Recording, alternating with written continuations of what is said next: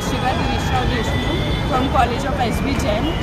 Youth for Seva वाले हमारे college में आए थे इंस्पायर करने के लिए हमें कि वह कैसे वो क्या बोलते लोग हैं LIC वगैरह पे उनके यानी उनसे कैसे अपन ये कर सकते हैं, उनको कैसे हेल्प कर सकते हैं। फिर उन्होंने प्रोटेस्ट वगैरह रखा, हमें वहाँ बुलाया, उनको पढ़ाने के लिए बोला।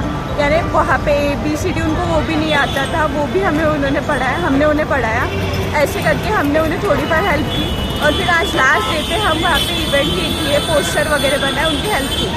सगळी कसबी आहे। मी यूथ फॉर सेवासाठी व्हॉलंटिअर करत आहे। आमची जी संस्था आहे ती जे भिकारी मुलं आहे किंवा झोपडपट्टीमध्ये जे वगैरे राहणारी मुलं आहेत जे युजली शाळेमध्ये जात नाहीत, त्यांना शाळेमध्ये जाण्याचा म्हणजे ते विचारसुद्धा करत नाही त्यांचे आईवडील वगैरे, त्यांना आम्ही अवेअरनेस देतो आहे की शिक्षण किती महत्त्वाचं आहे त्याच्यासाठी। तर आम्ही सॅटर्डे संडे आम्हाला जसा वेळ मिळेल तसा आमच्या वेळेच्या व्यतिरिक्त भरपूर व्हॉलंटिअर्स आहेत आमच्यासोबत जुळलेले, तर आम्ही आमच्या प्रत्येकाच्या वेळेनुसार आम्ही त्यांचे क्लासेस घेतो वीकेंड्सला वीक्सला आणि त्यांना अवेअर करतो की शिक्षण किती महत्त्वाचं आहे ते। आणि त्यासोबत त्यांचे हेल्थ रिलेटेड काही इश्यूज असतील ते पण आम्ही हँडल करतो। आम्ही मेडिकल कॅम्प्स भरवतो बरेच। आणि बेसिकली कसं सोशली राहायचं त्यांना नॉलेज नसतं, त्यांना ना रिच्युअल्स माहिती आहे, काही फेस्टिवल्स नाही माहिती आहे किंवा आपल्या आसपास काय चालू असतं वाईट चांगलं त्यांना काही माहीत नाही। त्यांना फक्त एवढं आहे की काम करायचं, भीक मागायची आहे किंवा छोटी मोठी कामं, कोणी झाडू बनवणारेवाले आहेत वगैरे। तर त्यांना त्याच्या व्यतिरिक्त पण समाजामध्ये काय चांगल्या गोष्टी आहेत आणि त्यांची प्रगती कशी होऊ शकते आणि तिथून कोणीतरी म्हणजे असं पण आहे धरून चालून एक 10-15 मुलांमधून एक जरी मुलगा ज्याला खरंच शिक्षणाची आवड आहे आणि तो काही करू शकेल तर त्याला आम्ही हेल्प करतो आणि त्याला।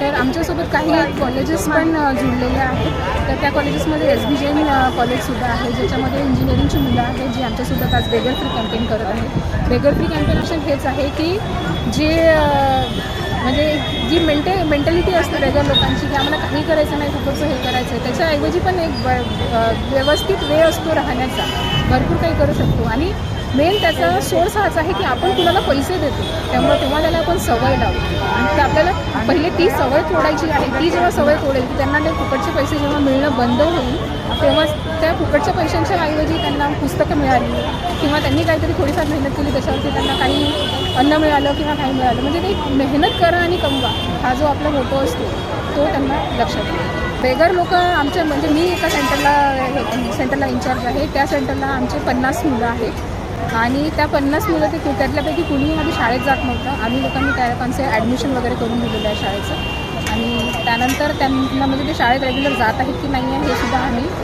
रेग्युलरली चेक करत असतो।